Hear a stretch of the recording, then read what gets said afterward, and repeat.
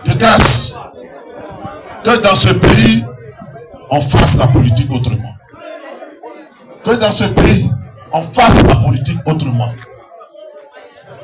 Et qu'on ne cherche pas à tout bout de champ à criminaliser son opposition. Non, nous ne pouvons pas l'accepter. Nous ne pouvons pas accepter qu'à chaque fois, on veuille criminaliser l'opposition. On pose des actes et puis on veut en faire emporter la responsabilité à l'opposition. Mais quel intérêt des gens qui ont programmé une marche ont à organiser des casses? C'est pourquoi? C'est pourquoi? Non, parce qu'en droit, il y a toujours un intérêt à agir. Toujours un intérêt à agir. Bon, dites-moi, quel intérêt nous avons à casser des bus, à attaquer une patrouille de police, à incendier un véhicule de police? Quel intérêt nous avons? Quel intérêt? En quoi est-ce que ça contribue à la mobilisation de nos militants? Et puis on gagne quoi d'État? Non, il y a un intérêt pour agir, parce qu'on ne va pas les brûler les bus là gratuitement. Il faut que ça nous rapporte quelque chose. Qu'est-ce que ça nous rapporte? Qu'est-ce que ça nous rapporte? Mais faisons la politique autrement. Nous sommes contre cette volonté de vouloir diaboliser, criminaliser son opposition. Et regardez la sérénité avec laquelle les enquêtes ont été conclues, bouclées, et puis en même temps aussi on procède à l'arrestation des militants de l'opposition. Ça pue le complot. Ça pue le complot. Ça pue le complot. Et donc depuis hier, on nous envoie des alertes rouges. Ils vont vous arrêter. On va vous arrêter. Fuyez. Cachez-vous. Mais pourquoi on se cache? Et pourquoi on fuirait? Mais on fuit quoi? Pourquoi? Par rapport à quoi? Non, nous ne fuirons pas. Non, nous ne nous cacherons pas. Non, nous n'aurons pas peur. Non. Non. Maintenant, si leur volonté est d'écraser l'opposition, si leur volonté est de nous museler en nous arrêtant, ils ont tous les moyens pour le faire. Parce que c'est nous qui sommes là. C'est nous là, on est là. On est là. S'ils pensent qu'ils doivent nous arrêter, ils n'ont qu'à venir nous arrêter. Mais on ne fuira pas à la police. On ne fuira pas à la justice. C'est comme si on se reprochait quelque chose. On ne se reproche rien. On ne se reproche rien. Et donc on ne fuira pas. On ne fuira pas.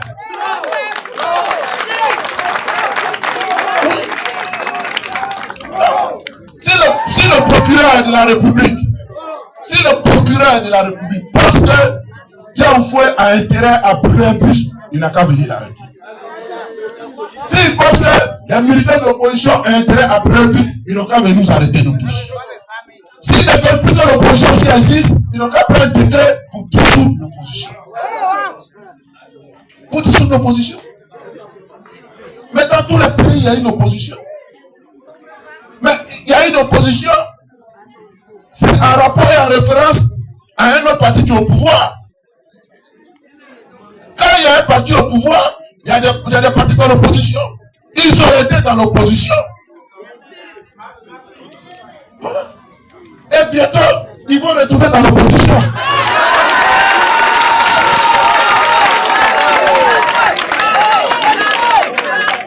Et c'est ce qui leur fait peur. C'est ce qui leur fait peur. Mais sinon, des gens qui prennent les machettes pour foncer sur des policiers, ce n'est pas PDCI, ce n'est pas PPAC.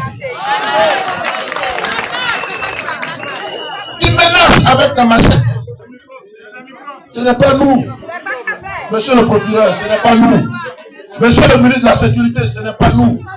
Monsieur le ministre de la Défense, ce n'est pas nous. Monsieur le Président, ça ne peut pas être nous. Ça ne peut pas être nous. Donc, laissez-nous tranquilles. Laissez-nous faire notre position. Depuis là, nous tournons, nous parlons. Mais nous faisons confiance. Nous voulons mobiliser le peuple parce que nous croyons au peuple. Nous croyons au peuple. On vous a parlé, vous ne voulez pas. On dit, bon, on va nous squatter dans la rue. On va s'expliquer dans la rue. On va exprimer un droit constitutionnel qui est celui de la marche. Ça a été écrit dans la Constitution. La Constitution, là, c'est la Constitution de la 3e République. Elle a été écrite sous le régime de M. Alassane Ouattara, président de la République. Le peuple l'a adoptée, le président l'a promulguée. Et donc, cette Constitution-là est en vigueur. Et c'est dans cette Constitution-là qu'il est écrit noir sur blanc le droit des peuples à marcher, des partis à marcher. Si la marche, là, vous n'en voulez pas, enlevez ça dans la Constitution. Enlevez dans la Constitution. Mais il faut qu'on respecte ce qu'on a nous-mêmes écrit. Et puis on a adopté. Il faut qu'on respecte ça. On ne peut pas écrire une loi, on ne peut pas écrire un texte, et puis on ne respecte pas le texte. À quoi est-ce qu'il sert? Oui. Donc, pour nous, c'est un droit, et nous entendons l'exercer. Vous avez dit qu'il ne fallait pas qu'on marche, on a dit oui. Vous avez dit qu'il n'y a pas suffisamment de forces de l'ordre parce que tout le monde est parti à Boaké. On dit ok. Quand ils vont finir à Boaké, ils vont venir nous trouver ici le 9. Oui.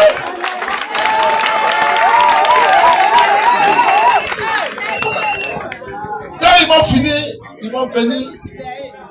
Donc on a laissé nous-mêmes en toute responsabilité et dans un esprit de paix. Et surtout pour respecter aussi les forces de l'ordre qui sont engagées tous à Boaké. On a dit oui.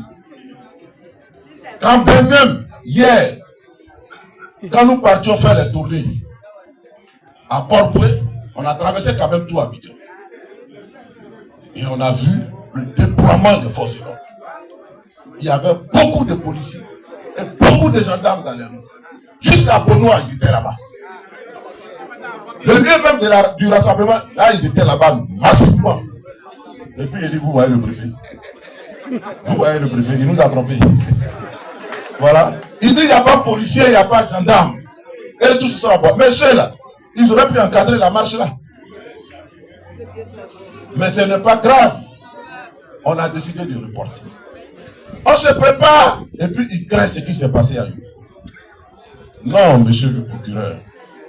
Ce n'est pas nous. Et tous nos camarades que vous avez arrêtés, il faut les